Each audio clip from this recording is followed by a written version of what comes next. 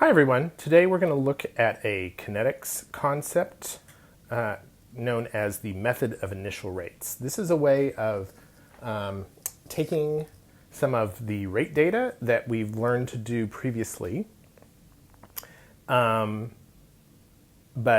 then taking that data and producing a rate law for a reaction. So we've previously covered integrated rate laws. Depending, well, I say previously, some years I do this in different orders. So depending on when you're listening to this and if you're in my class or someone else's, you may not. But there's two kinds of rate laws, differential and integrated. This is a way of getting at the differential rate law, which you could then switch to the integrated rate law if you needed to. But remember that previously we'd looked at graphs of data where we were looking at concentration of a reactant. Let's say O2 is one of our reactants, and we looked at that versus time, and we saw that especially if this is first or second order, or only if it's first, second order, we get these exponential decreases in the concentration over time, and then we drew tangent lines to find the rates. If you draw the tangent line at time equals 0, and you just miss that second data point there, the slope of this line, remember m is the slope of this line, which is, delta y over delta x, is going to be equal to the rate at time 0. And the rate at time 0, we give that a name, and we call that the initial rate. Okay? So the initial rate, it turns out, contains a lot of information that is going to allow us to determine the rate law for a reaction for which we have this data. Okay? So it's a different way of using experimental data to get at a rate law. All right. The only way to really learn how to do this is to see an example and then work a couple of examples. So that's what we're going to do in this video. This is really it's just a math process. It's an algorithm for figuring these out. And once you know it, it's pretty straightforward. But the first time you see it, it's like, what is going on? So in this first example, we're going to determine the rate law for the reaction that I've given here, given the data that were provided down here at the bottom. Okay. Somehow, when I was setting this up, I forgot to include a normal instruction, which is and find the value in units of the rate law constant. And the rate law constant is known by lowercase k. So anyway, I forgot to put that in, but that's going to be just assumed. Okay, so we're given some data down here, and let's break down what this means. Remember that when we see brackets, that means molarity, moles per liter. So we're given concentrations here in molarity, and that's emphasized down here in the chart. But anytime we see brackets, that's going to be concentration in moles per liter. This little 0 down here means time 0. So in other words, this is the initial concentration. So let's put those two things together. It's the concentration at time 0, or it's the initial concentration of ClO minus. Okay, which, dang it, what did I do here? The typo, Cl minus. Okay, I know it's not a typo when I write it, but you know what I mean. Okay, so here in this this one is we would read as concentration of O2 initially or at time 0. And then we're given the initial rate in this column, all right? And we're given the units for all those. These are in molar, this column's in molar, this column's in molar per minute, all right? So the first thing we're going to do anytime we do these, there's kind of, like I said, there's just a process. So the first thing we're going to do is we're going to write a generic rate law. And that's going to involve all of the reactants. So we look up here at the reaction, and we're going to just say that the rate is equal to the rate constant, lowercase k, times the concentration of Cl minus times the concentration of O2. And Cl minus will be raised to an unknown power that we're going to call A, and O2 is going to be raised to an unknown power we call B. If you'll recall, these powers or exponents are known as the order of the reaction. I keep saying recall. It depends on which order we're doing this year. Okay, but anyway, these exponents are called the order of the rate law with respect to each of these reactants. So A is the order with respect to Cl minus, B is the order with respect to O2. All right? So that's our first step. The second step is we're going to plug in two rows of the data that we're given, all right? So I'm just going to take the first row and the second row, and I'm going to plug those in to our generic rate law, okay? So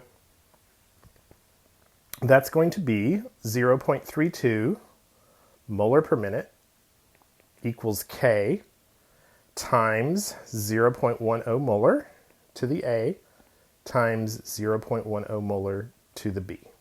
Then I'm going to do it again right below it because I'm going to divide here in just a second just to let the cat out of the bag. Molar per minute equals rate law constant.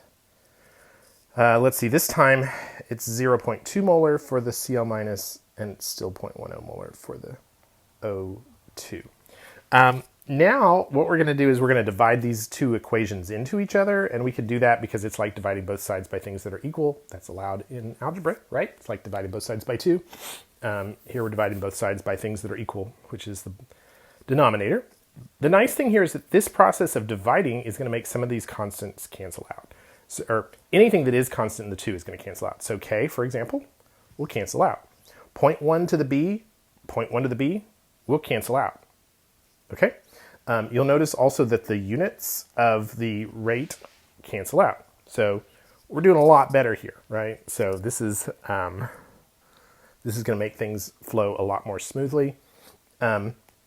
Also, how did I do that? So there's a molar, the molar here are going to cancel as well, okay? All right, so the units go away, which is great.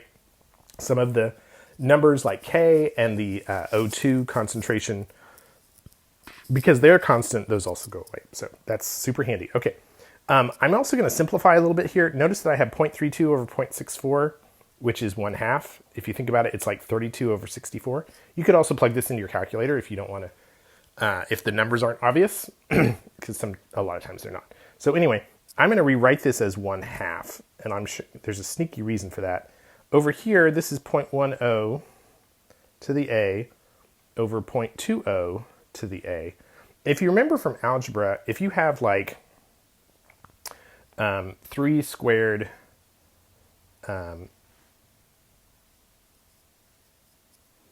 over 2 squared, you could rewrite that as 3/2 squared, all right? Because they're both being squared, those two are equivalent, right? So if you have an exponent in the numerator or denominator, what you can do is combine these into a fraction with just a single exponent. And that's what I'm going to do down here. I'm going to rewrite this as 1/2 equals, I have this amazing ability to say something but not actually do it. So this is 0.1 over 0.2 to the A.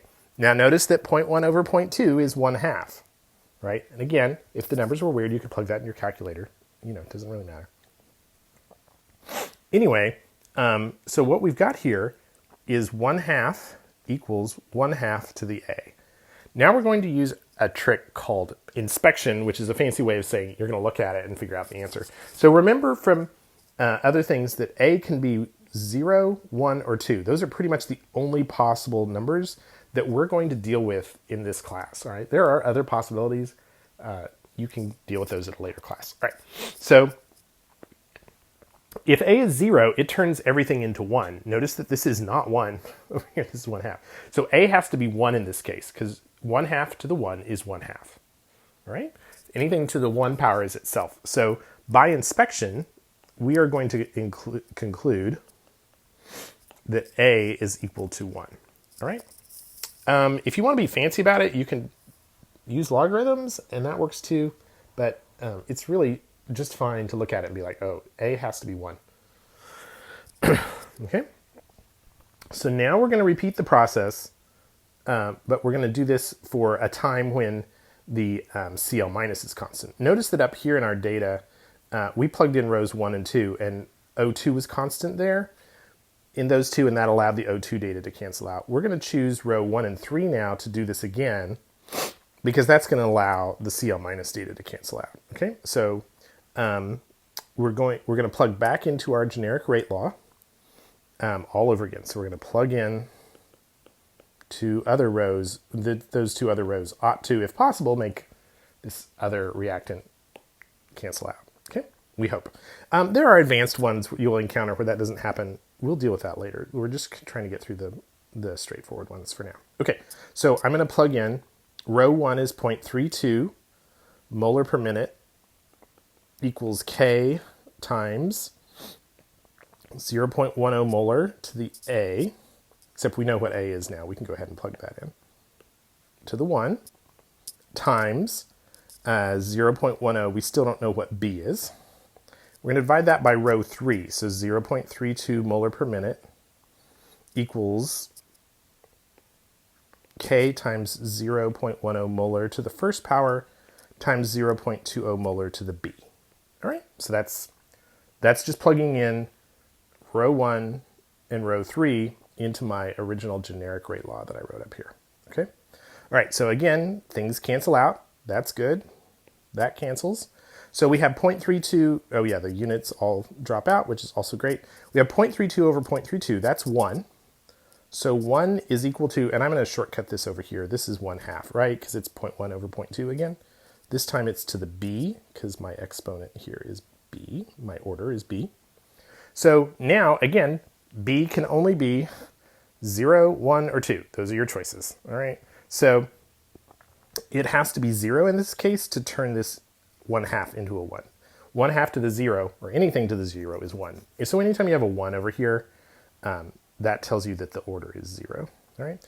So by inspection, B must be 0, all right? So yay, so we've got both A and we've got B, all right? So we can write this, now we can rewrite our generic rate law with a little more information. Rate is equal to K times, let's see, how did we write this? We wrote this as CL minus to the A, which is to the first power, and we know this is O2 to the 0.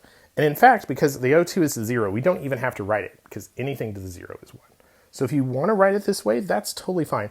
If you want to shorten this up a little bit, though, this way of writing the rate is also perfectly fine. Okay, so we've got our rate law, so that's the first thing we needed to find. The second thing we were asked to find is the value of K.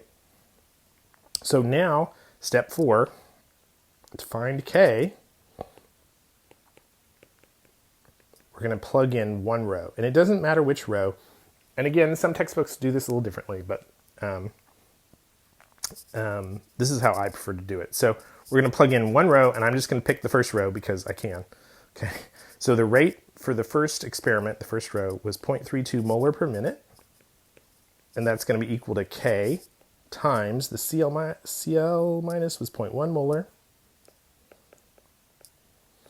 And that's to the first power. So now to find K, we're going to divide both sides by 0.1 molar.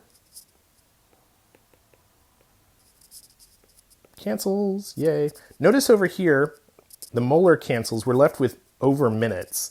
I'm going to move that to the numerator and call that minutes to the minus 1, because we can do that, right? Because if you have 1 over x, that's equal to x to the minus 1, same deal, okay? And then I've got 0.32 divided by 0.1, which is the same as times 10. So that's 3.2 minutes to the minus 1. And that's our K value, all right?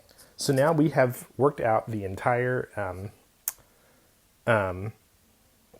rate law and the value of K, all right? So let's go through the process one more time. You write your generic rate law with your orders that are unknown.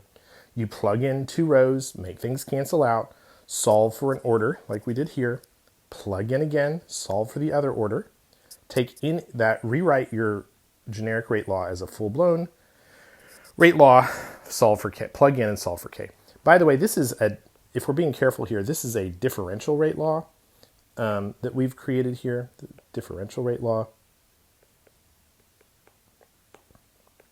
If you wanted to at this point, you could notice that, oh, it's first order. There's only one reactant, it's first order. So if you needed to write the integrated rate law for this, you would go look up the integrated rate law for first order. And that would be ln of Cl minus equals K times the time plus the ln of the initial concentration of Cl minus. Right? So you can actually jump back and forth between these once you know them. The K value is the same. We know that the K value, we just solved for it. It's 3.2 minutes to the minus 1, right? So I'm not going to make you do those quite yet, but we will get to that, right? So you can, in fact, jump back and forth.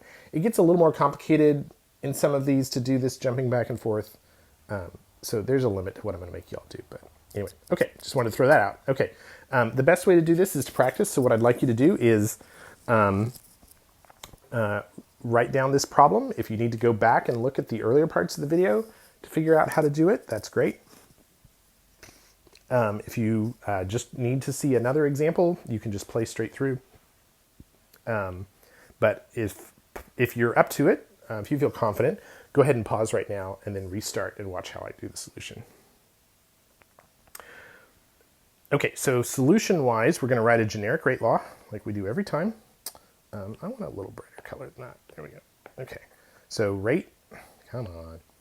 Rate is going to equal K F2 to the A power, O2 to the B power. So I'm now going to plug in my first, let's see, I've got constants for this first two here for F2. So that's going to be an easy one to plug in. So I'm going to plug that in first. So I've got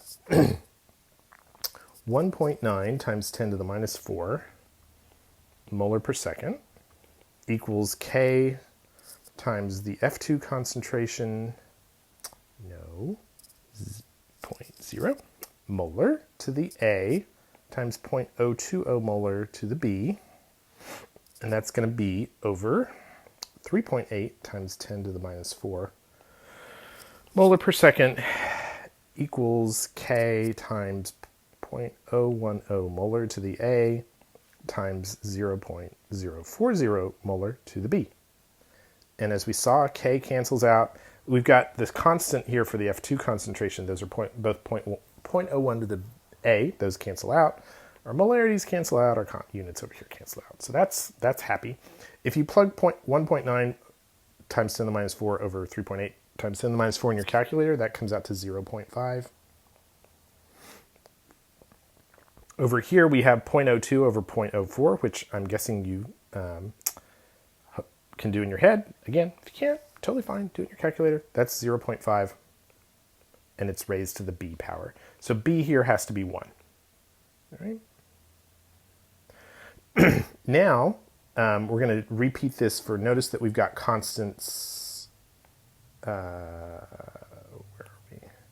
We've got a constant concentration here for rows 1 and 3. As the experimenter, you get to set these up. That's why the numbers on the concentrations tend to be nice, easy to deal with numbers, because you get to set them up. So, and why would anyone pick weird numbers? You know, I don't know. Okay, so where are we going? Okay, so we're going to plug in now rows 1 and 3. So we've got the rate is 1.9 times 10 to the minus 4. Actually, I'm going to show you all a trick here. So I've got a bigger number down here, and if I put that in the numerator, I get not a fraction. I get like a whole number usually. So we're going to try that. So we're actually going to do experiment 3 over experiment 1. So I'm going to do 7.6 times 10 to the minus 4. And again, if you do it the other way, it's totally fine. Equals K times 0.020 to the A power times 0.020 to the B, which we actually know is 1. That's going to be divided by row 1, which is 1.9 times 10 to the minus 4 molar per second, K 0.010 to the A power times 0.020 power molar to the 1 power. Okay, so those cancel out. K cancels out. If you plug 7.6 times 10 to the minus 5, and I'm actually going to do it to make sure I set this problem up correctly, to the minus, let's see, I wrote something, yeah, that's right, to the minus 4, divided by 1.9 times 10 to the minus 4. If you plug that in your calculator, you get 4. Okay, good. I set this up correctly. Sometimes I don't know. Okay, over here I've got 0.02 over 0.01. That's going to be 2, and that's going to be to the A power. So A here has to be 2, right? Because 2 squared is 4. All right. So now we're going to get, now that gives us our full rate law.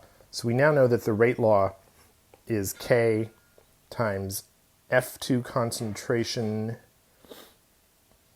let's see, F2 was A, which we just found was 2, times the O2 concentration, which we found earlier was 1. Okay, oops, I'm right on that little button there.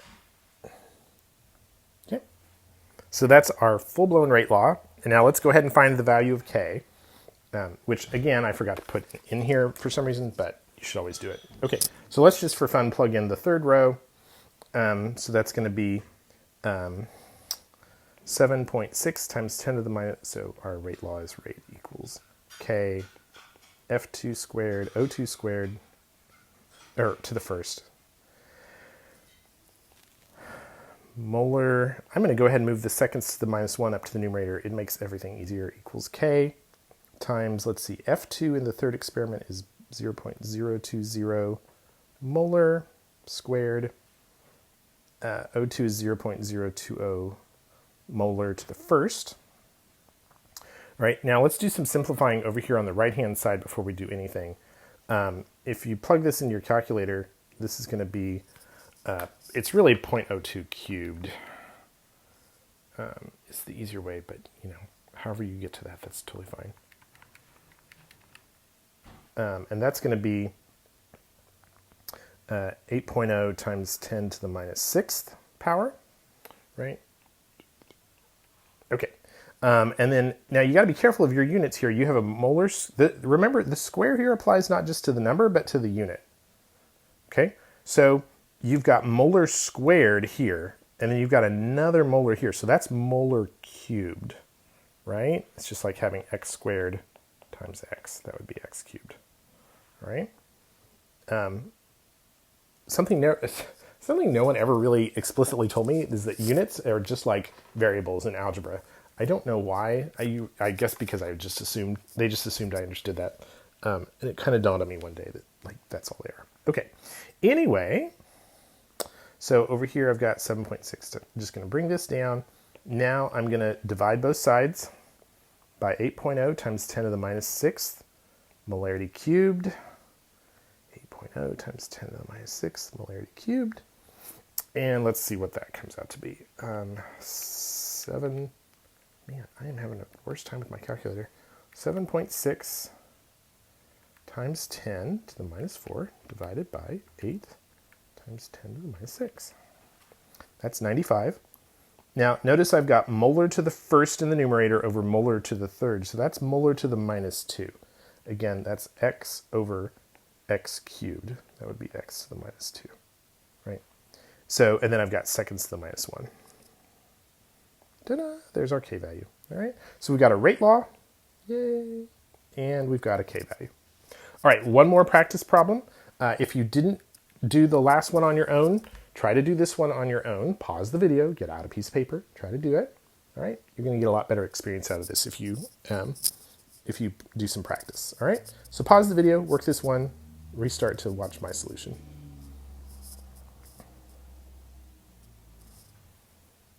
Okay, so generic rate law is going to be rate equals K times F minus times, this is methanol. Methanol is the bad alcohol, the one that makes you go blind. Don't drink it. That's the A power and B power. I'm going to plug in my first and second row here. So I got 3.8 times 10 to the minus 6th molar per second equals K times 1.0 times 10 to the minus 3 molar to the A times 1.0 times 10 to the minus 3 molar to the B over 3.8 times 10 to the minus 6 molar per second equals K times 1.0 times 10 to the minus 3 molar to the A, 2.0 times 10 to the minus 3 molar to the B. K's cancel, this guy cancels, units all go away. Hooray. We get 1 equals 0.5 to the B, or 1/2 to the B, either way. So B has to be 0. You could also, and I'd be fine with this, you can also look at this and say, okay, that's not changed. This has doubled. This has not changed. So therefore B has to be 0. And you can do that in words. Like if you write that out instead of doing all the math here, that's totally fine. Okay. All right. So now let's do the, let's find the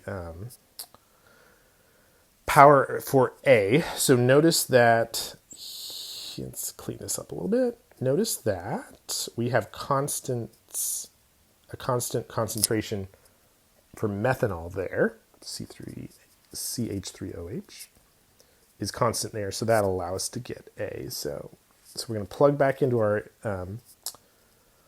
generic rate law. So we're going to do rows 1 and 3. So the rate 3.8 times 10 to the minus 6 molar per second equals K. 1.0 times 10 to the minus 3 molar to the A power. You don't even, at this point, really even have to write this part because you know it's to the 0. I'm going to go ahead and write it because I am. All right. This is over 1.5 times 10 to the minus 5 molar per second equals K. 4.0 times 10 to the minus 3 molar to the A, 1.0 times 10 to the minus 3 molar to the 0.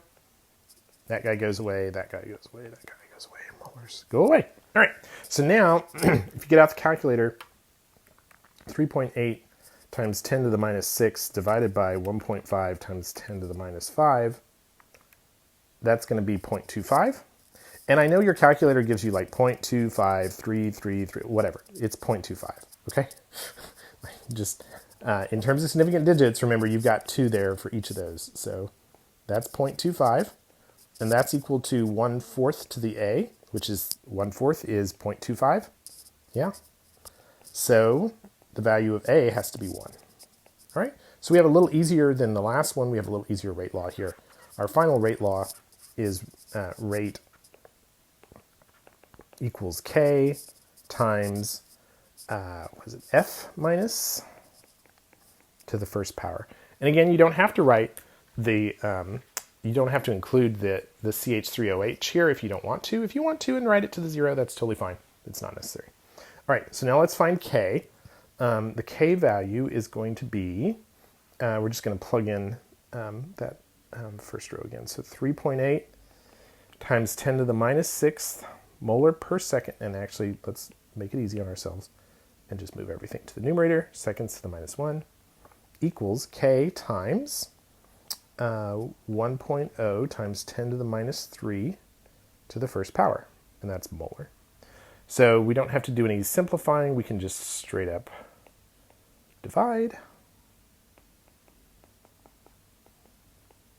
Notice here that the molar are going to cancel. Sorry, these cancel out.